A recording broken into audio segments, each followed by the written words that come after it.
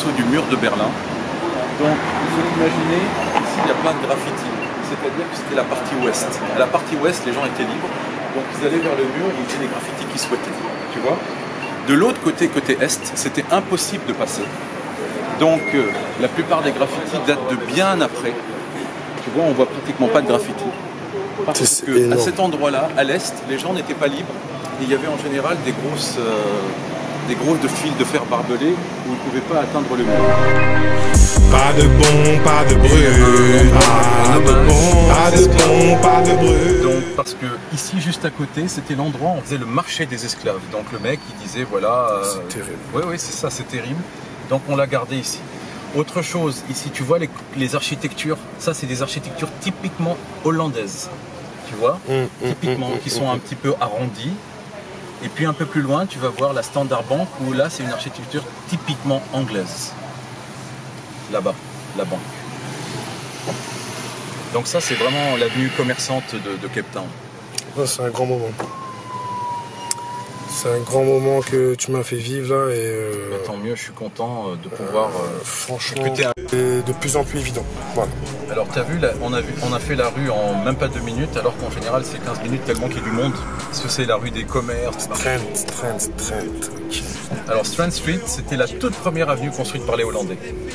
Elle partait donc du château de Bonne-Espérance, c'est le premier bâtiment construit par les Hollandais, donc historique, jusqu'au quartier de Beaucap, qui était le quartier des esclaves, où il y a des maisons un peu multicolores, mais on... Si truand, qui rappe pour du brut sur des beats donnés truands.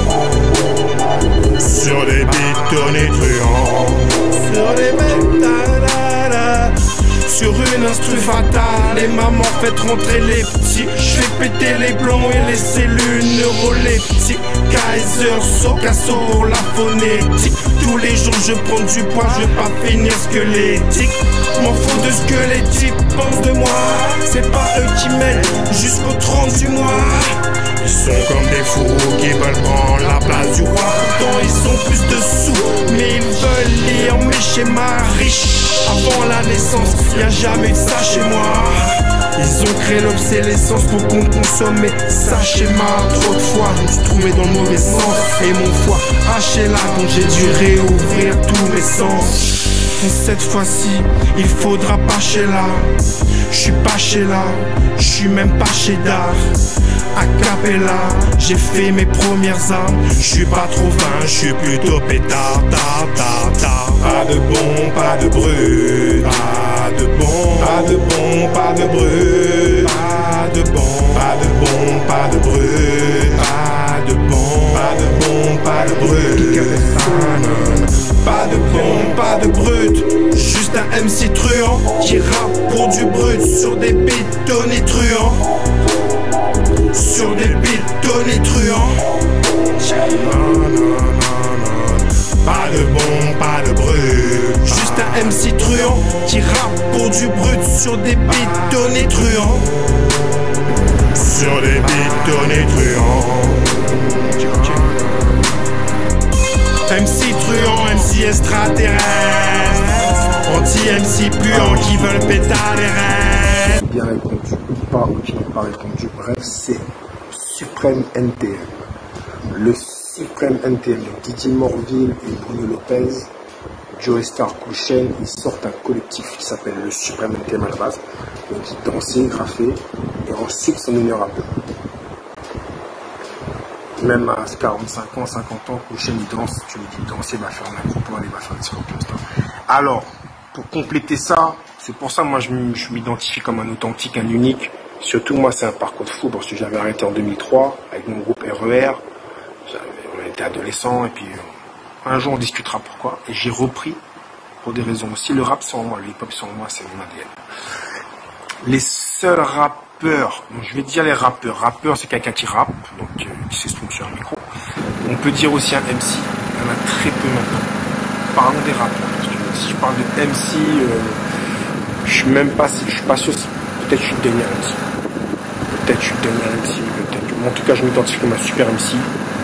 Parce que un MC, c'est une petite parenthèse, mais ça pose surtout. J'ai déjà mis les règles du hip-hop sur ma page il y a un an, donc allez checker s'il vous plaît. Soyez actualisés, soyez actifs, réactifs, tout ce qu'il faut, bref.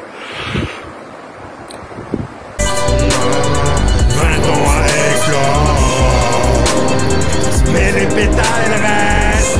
Les vélos électriques mais les pétales restent. Je suis l'MC bionique mais le métal reste. Chaud et bouillant pour tous les médisants, mais profitez-en, il restera pas plus de 10 ans. Pas de bon, pas de brut. Pas de bon, pas de bon, pas de brut. Pas de bon, pas de bon, pas de brut. Pas de bon, pas de bon, pas de brut. Pas de bon, pas de brut. Juste un MC truand qui rappe pour du brut sur des beats tonitruants. Sur des beats tonitruants. Pas de bon, pas de brut. Juste un MC truand qui rappe pour du brut sur des beats tonitruants. Sur des beats tonitruants. Tous au micro, va devenir les royaumes. Je prends maestro, devient aller voir. Va des escrocs, derrière nos ailes. Pour de vrais putains c'est trop. Toutes ces putes font du rap jaille. Pas de bon, pas de bon, pas de bon, MC truand, MC extraterrestre. pas de bon.